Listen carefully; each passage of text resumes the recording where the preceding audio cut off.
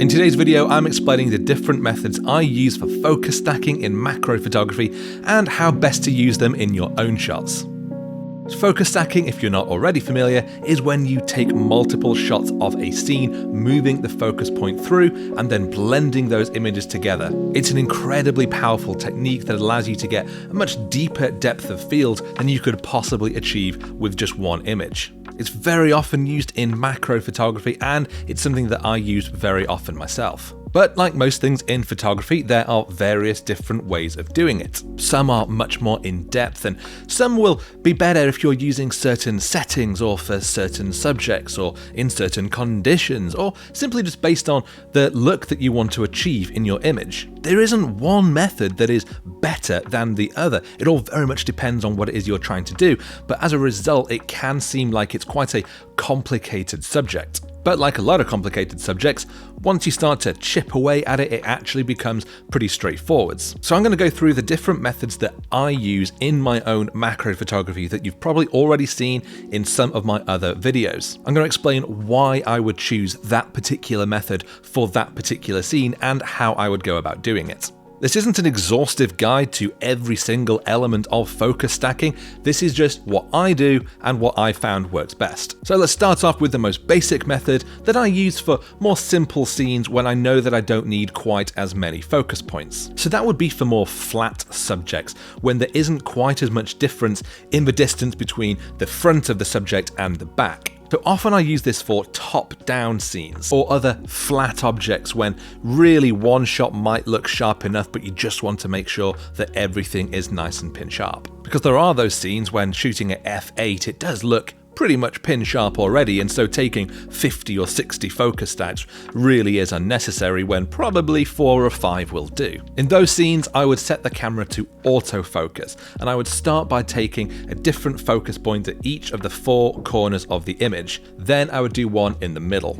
I used this method recently when I was taking a photo of a decayed leaf, and because that leaf was so flat and I was shooting square onto it, I knew that I didn't need a lot of focus points to get a sharp shot. So just those 5 focus points at each corner and the middle was enough to blend together. Next up, the quick and dirty method. Set your camera to burst mode and your lens to manual focus. And you have 2 options here now, and both have worked very well in my experience. As you press that shutter button and start firing away, you can either twist your focus barrel, moving that focus point through your image, or keep your focus where it is and physically move the camera either further out or further in, and that will move the focus point across your subject, all the while keeping your finger on the trigger. This is a great technique if you are shooting handheld, particularly if you want to get quite quick images, maybe of an insect before it flies away. You're not having to mess around getting your camera locked down on tripods and figure out the number of focus points. It's just burst mode, get your shot, and in, done, sorted, easy. The variables here are how fast your camera can actually shoot. On a modern mirrorless camera like the Canon R5, you can get 10 or more images a second, so you can do that stack process very quickly. Older DSLRs might only manage 2 or 3 a second, particularly if you're shooting in RAW. If that's you, then you'll simply need to twist that focus barrel more slowly or move the camera away more slowly as you're taking your shots. It's also a technique that you should only use if you're using a faster shutter speed, ideally something of at least 250th of a second. Because of course, that motion of you hand holding the camera and moving it out or twisting the focus barrel, or of course just if you're not keeping it particularly stable, that could cause some blurriness in your images if you're not at a fast enough shutter speed. Consider your aperture as well, because of course if you're at f8 already, then you will already have a little bit more of your subject in focus in each image. So you won't need to take as many shots as you would at a wider aperture. But if you are at something like f2.8, you will need to shoot more shots to get every part in focus. So don't be too hasty in how quickly you bring your camera back. Because it's such a quick and dirty technique, it can be quite trial and error. And I've certainly found that I don't always get success with this, so I will have to maybe try it again and move it more slowly each time.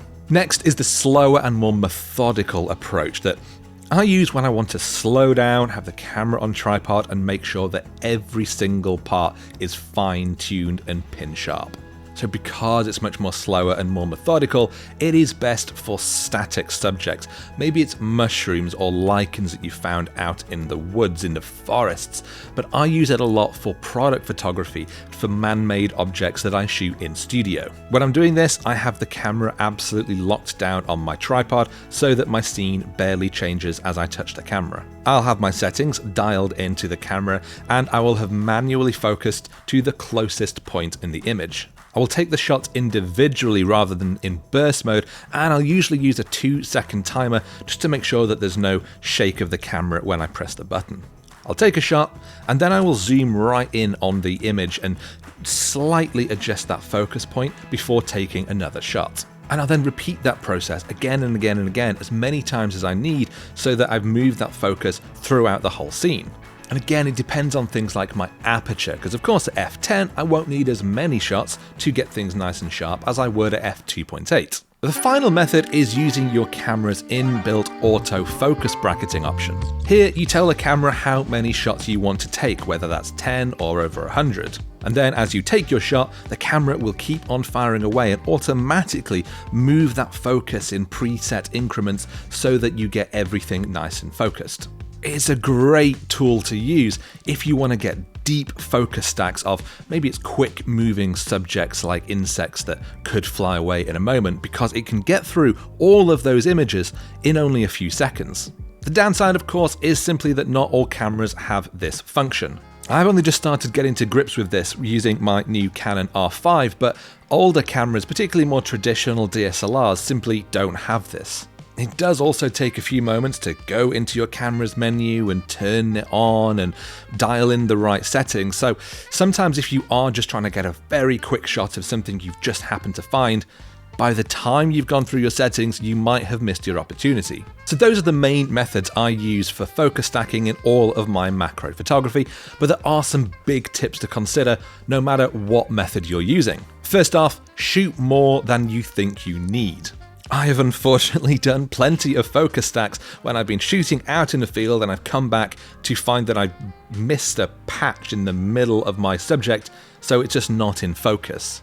And this is so frustrating when this happens, because it really would have just taken an extra few seconds for me to spend the time making sure that it was all done. Second, make sure that you're actually going in and double checking your images so that you know that you've got everything you need. So that means zooming in on those details, making sure not only that you do have all the focus points, but that your images are actually nice and sharp. Which is particularly important if you're doing anything handheld, as it is possible that you actually look in those details and realize that it's not quite as sharp as you hoped. It maybe is that you're moving a bit too much and your shots are a bit blurry. In that instance, up your ISO a little bit, because it is better to have to manage a little bit more image noise than just to have blurry shots that you can't even use. But that does bring me to an end of today's video. I know it's been very, very talky, but I do hope that it has been useful to hear about the techniques I would use. As I say, these are just the methods that I have found to be useful, but like everything in photography, everyone does tend to have their own preferences on how they do things. And if you've got certain techniques that have worked really, really well for you that I haven't covered here, please do share the knowledge in the comments below. But thank you so much for watching. Of course, if you enjoyed the video, do please give it a like and subscribe to my channel if you don't already, and I will see you next time.